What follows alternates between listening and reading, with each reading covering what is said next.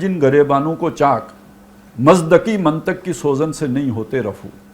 اب یہ بہت ہی حکیمانہ بات ہے اور اس کو سمجھ لینا چاہیے کہ مزدقیت یعنی یہ جو ایک کوئی بہت پرانا فلسفی ہے، نبی صلی اللہ علیہ وسلم سے بھی پہلے کا ایرانی جو مزدق اس کا نام تھا، وہ وہاں کا کوئی فلسفی تھا. اس زمانے میں اس نے اس کی رسائی وہاں تک ہوئی جہاں بعد میں مارکس پہنچا ہے کہ یہ دنیا میں جتنا فساد ہوتا ہے، دیکھیں یہ لڑائی جنگیں ان کو انسان پسند نہیں کرتا، اور یہ بات بھی صحیح نہیں ہے کہ اسلام پسند کرتا ہے. وہ تو یہ بات صحیح ہے کہ شہید کا بڑا مقام ہے، اللہ کی راہ میں مارے جانے والے کا بڑا مقام ہے، لیکن اللہ یہ چاہتے ہوں کہ جناب جنگ ہوتی رہے، یہ نہیں ہے. یہ تو بامر مجبوری ہے. یہ جب سیدھی انگلیوں گھی نہیں نکلتا تو اس عظیم تر مقصد کی خاطر اس کی اجازت دی گئی ہے. اور ویسے اگر آپ دیکھیں تو یہ اجازت بھی یہ اس حد تک بات ٹھیک ہے کہ آپ انیشیٹ نہیں کرتے ہو. ہاں اقدام انیشیٹو اس درجے میں ہوتا ہے کہ آپ نظام کو دکھاتے ہو، اسے تکلیف پہنچاتے ہو، لیکن یلغار تو اس کی طرف سے آتی ہے. یعنی نبی صلی اللہ علیہ وسلم نے بھی جنگ کا آغاز اس طور پر تو ضرور کیا کہ آپ نے کچھ دستے ادھر بھیج دیے ادھر بھیج دیے، باقاعدہ حملہ آور تو نہیں ہوئے. حملہ آوری اگر ہوئی ہے تو وہ ان لوگوں کی طرف سے ہوئی ہے. اور پہلے بھی جو خون ریزی ہوئی ہے مکے میں بھی، اگر کوئی شہید ہوا ہے، کسی پر ظلم کیا گیا ہے، تو وہ اس کا بھی آغاز انہوں نے کیا. وَهُمْ بَدَؤُوهَا أَوَّلَ مَرَّةٍ، انہوں نے اس کی آغاز کیا تھا، مسلمانوں نے تو اس کا آغاز نہیں کیا. اور دوسری بات یہ بھی ذہن میں رکھیں کہ قرآن مجید نے جہاں یہ بات کہی کہ قاتلوا الذین یقاتلونکم، لڑو ان سے جو تم سے لڑتے ہیں، تو اب اس میں بھی جو لڑتے ہیں ان سے لڑنے کی کہا گیا. اور پھر کہا گیا کہ ایسے نہیں لڑنا ہے، پھر جہاں ملے مارنا ہے ان کو. اور اسی طرح ہم ظالموں کو بدلہ دیتے ہیں. کذالک جزاء الکافرین. لیکن فإن انتہوا، اگر وہ باز آ جائیں، اگر وہ رک جائیں، وہ جنگ سے پیچھے ہٹ جائیں، تو پھر یہ کہ تم بھی فإن اللہ غفور الرحیم، اللہ بھی بخشنے والا مہربان ہے. اور آگے کہا فإن انتہوا فلا عدوان الا علی الظالمین، تو پھر نہیں ہے کوئی زیادتی مگر ظالموں پر. تو جب وہ ظلم سے باز آ جائیں تو پھر آپ بھی ان کے ساتھ صلح کر لو. اور وہ صلح کی، یعنی آپ تیاری کر کے چلے گئے اور عمرہ بھی نہیں کرنے دیا، لیکن صلح کی صورت پیدا ہوئی تو نبی صلی اللہ علیہ وسلم صلح کر کے آ گئے. تو اس حد تک یہ بات، یعنی یہ کوئی یہ بامر مجبوری ایک ناگزیر ضرورت کے طور پر ہے، اگرچہ کہ اس کا ثواب بہت بڑا ہے، لیکن یہ کہ وہ کوئی ماٹو نہیں ہے، وہ کوئی مشن نہیں ہے. اصل مقصد ہے وہ عدل کا قائم کرنا. اور وہ اگر تبلیغ کی سے ہوتا ہو تو پھر اس سے پھر بھی جنگ کرنا کوئی فرض تو نہیں ہوگا.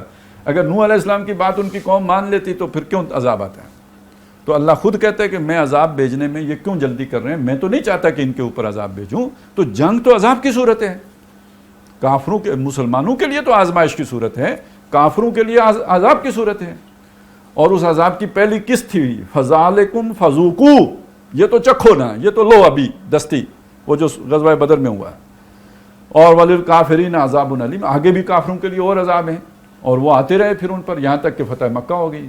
تو کافروں کے لیے وہ عذاب ہوتا ہے، مسلمانوں کے لیے وہ آزمائش ہوتی ہے، امتحان ہوتا ہے. تو اسی طرح یہ سمجھ لیجئے کہ جنگ کسی مسئلہ یعنی کوئی پسندیدہ شے نہیں ہے. تو اس نے جب دیکھا کہ یار جنگیں ہوتی ہیں تو کیوں ہوتی ہیں، اس وقت تک بنیاد وہی تھی زن زر زمین. تو اس نے کہا یار ان چیزوں کو تمام لوگوں میں اگر مساوی تقسیم کر دیا جائے، یہ اصول بنا دیا جائے کہ کسی کے پاس دوسرے سے زیادہ نہیں ہوگا، تو لڑائی کا چکر ہی ختم ہو جائے گا. اصل میں حل میم مزید کی وجہ سے لڑائی ہوتی ہے نا، میرے پاس زیادہ ہوں اس وجہ سے جنگ ہو جاتی ہے. تو ہم اگر اصول بنا لیں کہ کسی کے پاس زیادہ نہیں ہوگا تو جنگ نہیں ہوگی. یہ اس نے فلسفہ پیش کیا تھا. اور اسی فلسفے کی پھر زیادہ جو وسعت کے ساتھ ظہور ہوا ہے وہ مارکس کی فکر میں ہوا ہے. یعنی یہ جو اشتراکیت، یعنی سب چیزیں تمام لوگوں میں مشترک ہو جائیں، ایکولی ان میں تقسیم ہو جائیں. اب اس کے مقابلے میں شیطان کہ یار یہ انہوں نے جو شے بنائی ہے یہ فطرت کے اصولوں کے خلاف ہے، یہ فطرت کے اصولوں کے خلاف ہے. کہ دست فطرت یعنی جو اللہ کا نظام ہے، اس نظام میں آپ دیکھیں کوئی مرد ہے تو کوئی عورت ہے، یہ برابر کیسے ہو سکتے ہیں؟ کوئی عقل مند ہے اور کوئی احمق ہے. وہ ڈاکٹر اسرار احمد ایک مصرع سنایا کرتے تھے, میں مصرع نہیں, میرا خیال کوئی کہاوت ہے کہ میں بھی رانی تو بھی رانی, کون بھرے گا پانی. تو اب سب کو اگر آپ رانیاں بنا دیں گے تو پانی کون بھرے گا, اور سب بادشاہ بن جائیں گے تو مزدوری کون کرے گا. یہ تو اللہ کا نظام ہے کہ اللہ تعالیٰ نے کسی کو وسائل زیادہ دیے ہیں, اس سے کوئی اور قسم کا کام دیا ہے. باقی لوگوں کے ذمے جو ہے وہ چھوٹے کام لگا دیے ہیں, کسی نے مزدوری کرنی ہے, کیونکہ مزدوری بھی تو آخر کسی نے کرنی ہے نا, یہ سڑکیں بھی تو کسی نے بنانی ہے نا. اور اگر سارے ہی سڑکیں ہی بنائیں تو ملک کون چلائے گا. تو اس اعتبار سے جیسا ہمارا جسم ہے نا, کوئی چلنے والے پاؤں ہیں, پکڑنے والے ہاتھ ہیں, دیکھنے والی آنکھیں ہیں, سوچنے والا دماغ ہے, ہر ایک خاص تناسب کے ساتھ ہے, اور پورا مل کے ایک اکائی بنتی ہے, سب مل کے ایک اکائی بنتی. اسی طرح انسانی معاشرہ ہے, اس کے اندر اللہ نے کچھ ذہین لوگ رکھے ہوتے ہیں, کچھ قابل لوگ رکھے ہوتے ہیں, کچھ منتظم رکھے ہوتے ہیں, کچھ جو ہیں جن کو اللہ تعالیٰ نے ذرا ذہنی طور پر کمزور بنایا ہوتا ہے لیکن جسمانی طور پر بڑی طاقت دی ہوتی ہے. تو یہ سب مل کے اپنی اپنی جگہ پہ فٹ ہو جاتے ہیں. یہ مزدوری پہ فٹ ہو گیا, وہ ہم کہتے ہیں انٹیلیجنشیا میں چلا گیا, انہوں نے جو ہے وہ کار حکومت سنبھال لیا. یہ ہے کہ جو اللہ کا نظام, یہ دست فطرت نے یہ جو گریبان چاک کیا ہے, یہ اونچ نیچ پیدا کر دی ہے.